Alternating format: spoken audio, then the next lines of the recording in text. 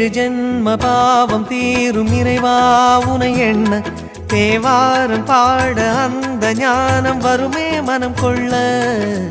ஆதியான சிவனே சிவஜோதியான சிவனே ஆதியான சிவனே சிவஜோதியான சிவனே.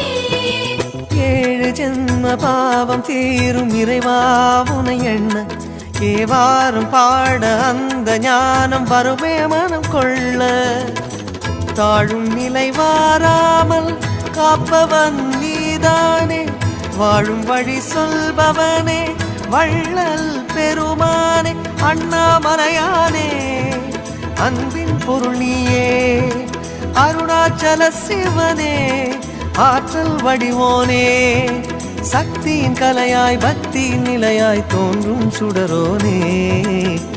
உண்ணாமுலையின்